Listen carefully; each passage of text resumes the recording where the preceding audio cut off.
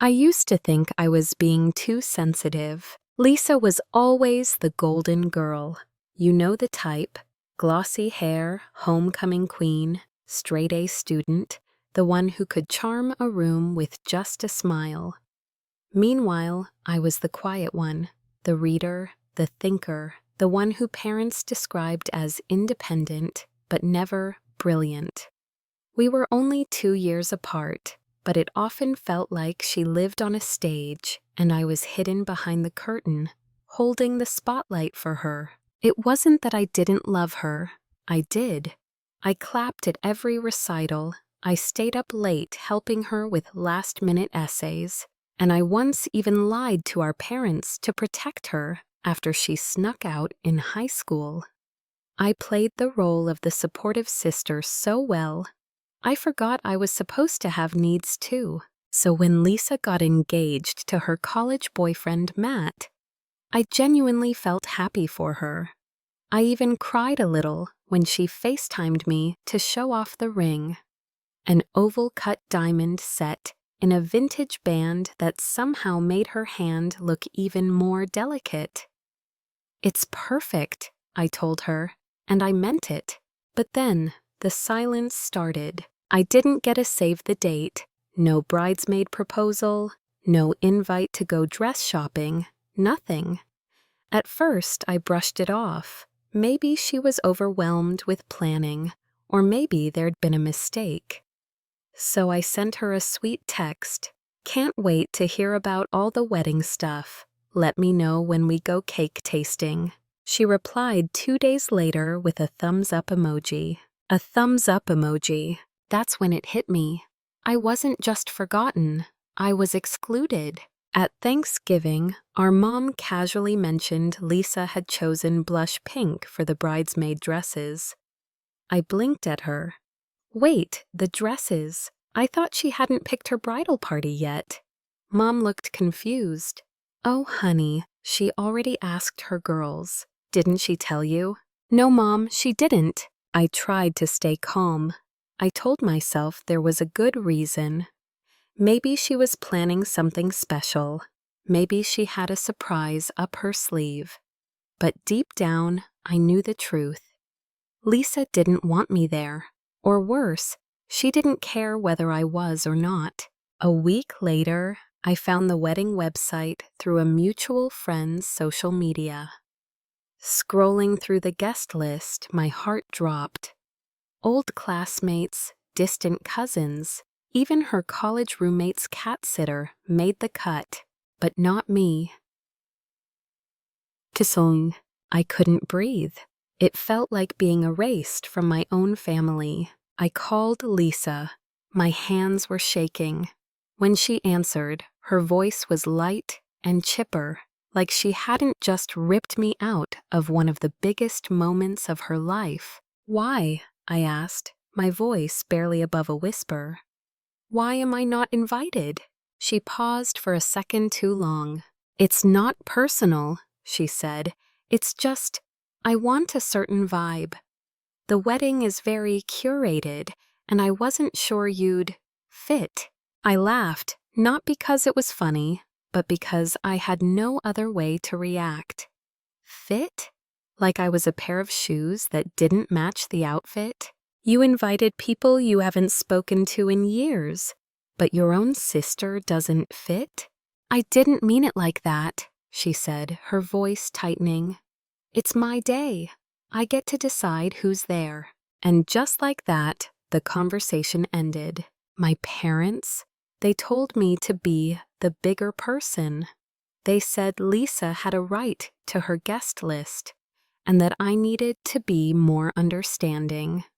They didn't ask how I felt. They didn't even pretend to care. So I made a decision. If I wasn't part of her perfect day, I wouldn't sit in the background pretending like I was. No dress, no gift, no forced congratulations. I'd been invisible long enough. What they didn't know was I had already booked a flight to Costa Rica. A week in paradise. No drama, no fake smiles, no expectations. Just me, the sun, and the first taste of freedom I'd had in years. The plane ride to Costa Rica was the first time in months I'd felt like I could breathe. No one asking for favors. No one walking past me like I was just a coat rack for their emotional baggage. Just the hum of the engine, the steady thrum in my chest, and a one-way ticket to somewhere, anywhere. I wasn't just Lisa's sister. I arrived at a small eco-resort tucked into the hills above the beach. It wasn't a luxury place, but it didn't need to be. My room had a balcony that overlooked the ocean, hammocks that swayed in the wind, and the kind of quiet that doesn't just fill your ears, it settles into your bones. That first night, I didn't check my phone. I didn't scroll through social media to see photos of flower arrangements or my sister's smiling face framed by people who barely knew her. I just sat on the balcony, legs tucked beneath me, sipping a cold local beer, and let the waves drown out the noise in my head. By morning, I had made a silent promise to myself. No more chasing places where I wasn't wanted. So I kept my phone on airplane mode, woke up early, and joined a small group hike through the rainforest. There were strangers from Switzerland, Australia, and Michigan, and none of them knew anything about me except what I chose to share. It was liberating. When we reached a waterfall tucked in the trees, I stripped down to my bathing suit and dove into the cold water without hesitation. I could feel the months of frustration and self-doubt wash off me in one clean sweep. I wasn't Lisa's sister here. I was just me. And for the first time, that felt like enough. Each day followed its own gentle rhythm. Mornings with strong coffee and the scent of mangoes. Afternoons on the beach, the sun warming my skin, the pages of a mystery novel curling in the salty air. Evenings with grilled fish, live music, and laughter in languages I didn't understand, but didn't need to. It was peace. Until day 3, I had just returned from a yoga session when I turned on my phone, partly out of curiosity, partly out of guilt. Within seconds, it exploded with missed calls, voicemails, and unread messages. Over 50 notifications, most from my mom, a few from my dad, one from my cousin Jenna, who never texted unless someone died. I frowned. Come home. Lisa needs you. How could you disappear like this? The messages were frantic, emotional, even accusatory. I thought maybe someone had gotten hurt. I was even afraid to listen to the voicemails, dreading the worst. But when I finally called my dad back, his voice wasn't sad. It was angry. "Where the hell were you?" he barked. No hello, no checking if I was okay. Lisa's wedding is ruined. Matt left her at the altar. He walked out, in front of everyone. I froze. I wasn't sure what to say. Shock, yes, but also, a quiet voice in the back of my mind whispered, "This isn't your fault." But my father didn't pause. He said he had doubts, that he couldn't go through with it. And your mother thinks, if you had been there, maybe you could have talked to him, or kept Lisa calm, something, anything. I pulled the phone from my ear like it had burned me. "Wait," I said slowly. "I wasn't invited, remember? That was Lisa's choice." "You still could have come," he shot back. "Been nearby, showed up for your sister." "I did show up. For myself," I said, my voice quiet but unwavering. And no one seemed to care until things went wrong. Silence. Then, "Your mother's crying. Lisa's a mess. She won't leave her room." I didn't say what I was thinking, that Lisa had always been a mess beneath the surface, just with better lighting. That maybe the entire wedding was just another performance, and the audience finally stopped clapping. "I'm not coming back early," I said. "I needed this. You don't get to call me invisible for years and then blame me when the spotlight burns out." I hung up.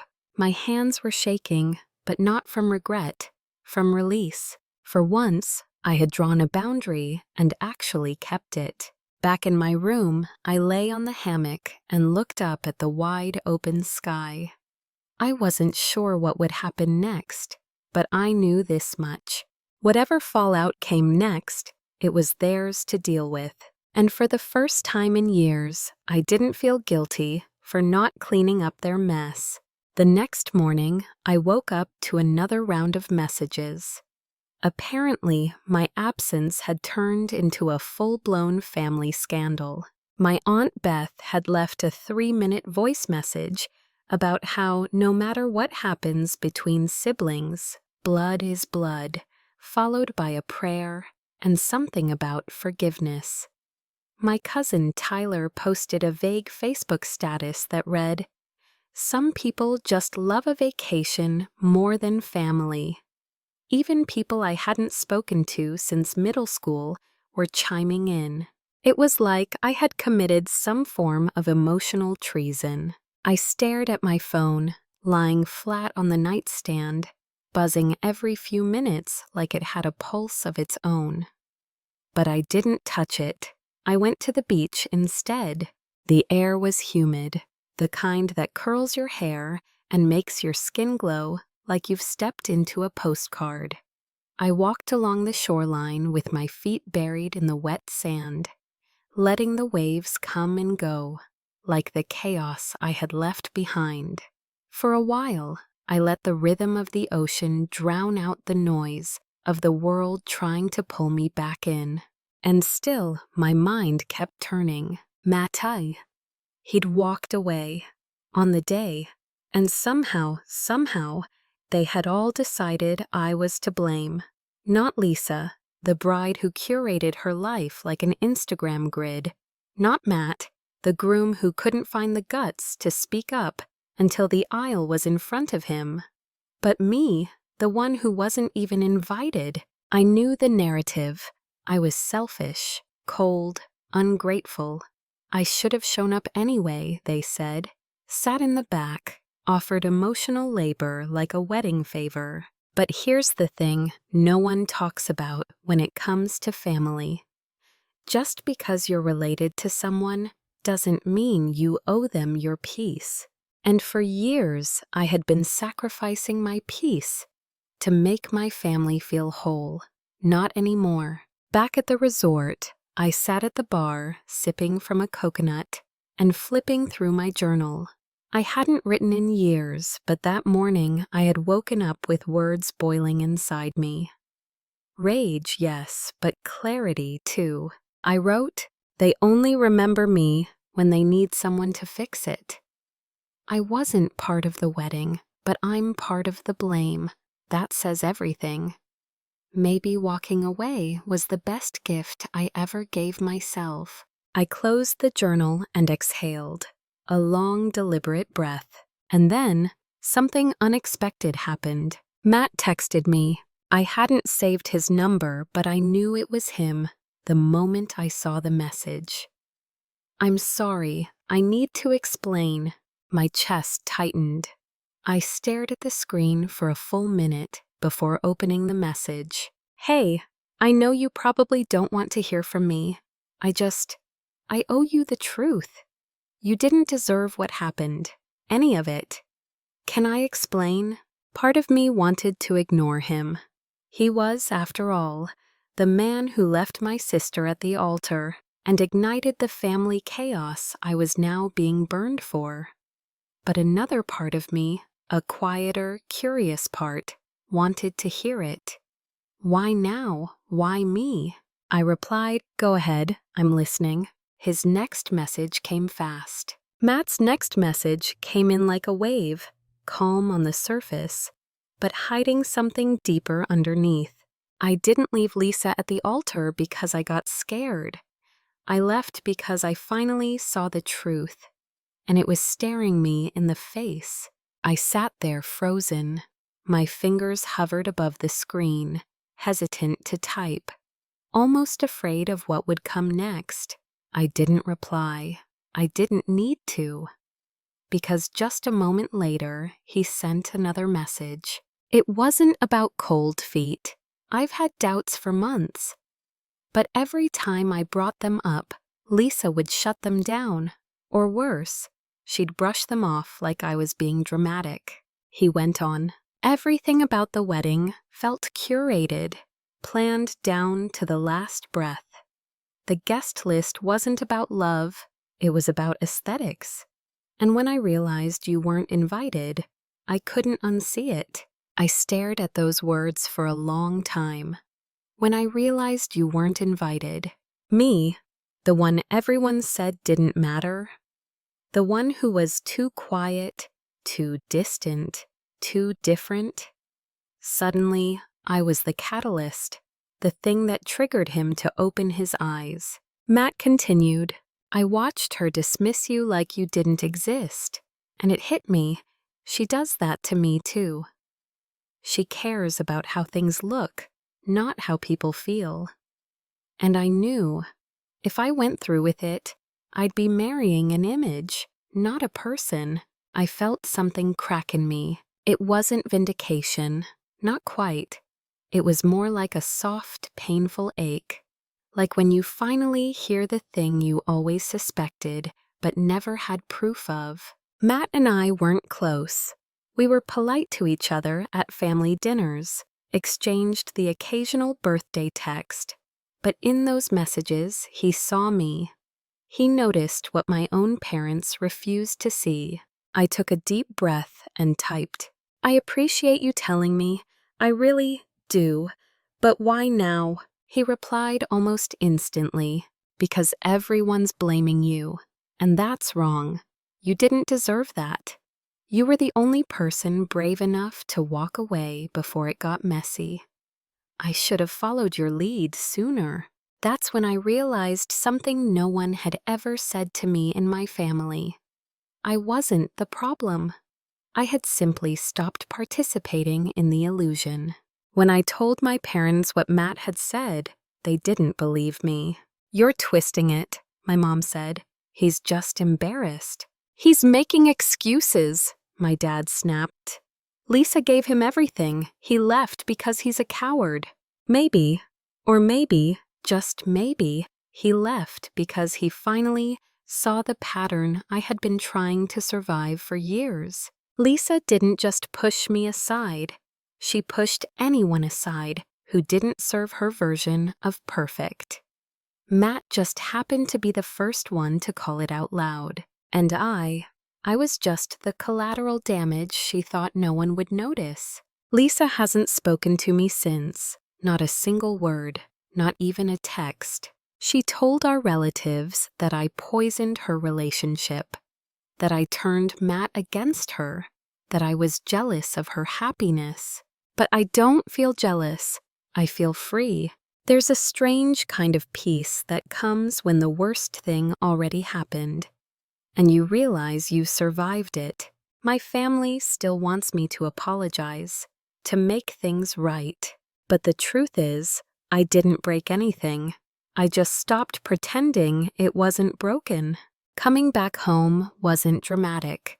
There was no ambush at the airport, no emotional reunion, no teary confessions or group hugs, just the quiet thud of my suitcase rolling across the sidewalk, the familiar creak of my apartment door, and a lingering scent of lavender I had forgotten I loved, and silence, the kind of silence that feels both sacred and unnerving, like walking into a house where no one's mad, but no one's speaking either. I didn't rush to call my parents. I didn't post any poetic captions about healing. I just unpacked, slowly, deliberately, like someone folding back into their own skin after months of living outside of it. In the days that followed, I started to reclaim small parts of myself. I changed my number, deleted the group chats I never contributed to anyway. I stopped checking social media, where Lisa's bridesmaid list disaster had somehow turned into a pity campaign. Heartbroken bride, he left me. Family. Is everything ironic, really? My inbox was still full of guilt bombs wrapped in concern. You need to make peace with your sister. She's grieving. She needs her big sister right now. But no one asked what I needed, not once. So I wrote myself a different script. One that didn't include sacrificing myself on the altar of family drama. One evening, about a week after I got home, I went to the park. Just me, my journal, and a cup of overpriced coffee. I watched kids kick soccer balls, couples walk their dogs, an elderly man feed the birds like clockwork. I didn't feel bitter. I didn't feel victorious. I just felt clean. There's something profoundly strange about peace. It costs so much. It alienates you from people who only valued you when you were useful. It forces you to face an aching truth that some bridges need to burn not out of hate, but out of necessity. Lisa never reached out, and I stopped expecting her to. Our relationship wasn't frozen. It was expired, preserved in a jar of should-haves and family photos no longer in frames. And you know what? That's okay. Sometimes closure isn't a conversation. Sometimes closure is choosing not to pick up the phone again. My parents, still caught between loyalty and denial, keep asking, "When will you fix things with your sister?" And I keep answering with the one phrase they never seem to understand. When she sees me as more than a prop, because I was never asking to be the center of her world. I was just asking to exist in it. These days, I laugh more, sleep better, say no without guilt, say yes without needing approval. People call it selfish. I call it survival. And maybe one day, my family will understand that. Or maybe they won't. But either way, I've made peace with the price, and I'd pay it again in a heartbeat. It was a Thursday when I saw him again. The air was crisp. The kind of early autumn chill that slips under your jacket and whispers that change is coming. I was browsing the used books section of a cozy little shop on Main Street, the kind of place where no one rushes and everyone speaks in hushed reverence, like the books are listening. I had just reached for a worn copy of The Art of Letting Go, some ironic cosmic joke maybe, when I heard someone clear their throat behind me. I turned, expecting a stranger. It was Matt. He looked the same, but smaller somehow. Not physically, but emotionally, like a man who had finally stopped holding his breath, but hadn't yet figured out how to inhale. We stood there for a second, surrounded by paperback philosophies and second-hand epiphanies, neither of us quite sure how to start. "I wasn't stalking you," he said, holding up his hands like a teenager caught skipping class. "I come here every Thursday after work. It's quiet." I nodded. "Same. Their poetry section's underrated." A soft smile, a pause, and then, "Can I buy you a coffee?" "Hi," he asked. We sat by the window in the shop's tiny cafe, 2 lattes steaming between us like peace offerings. For a moment, we just existed.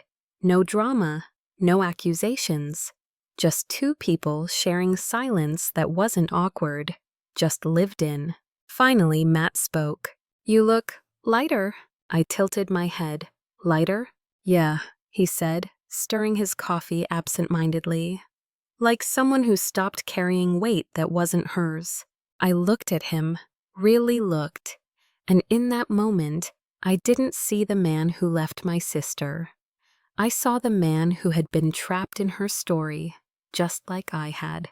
You did the right thing, I said quietly. Matt blinked. Do you really think so? Yes, I said.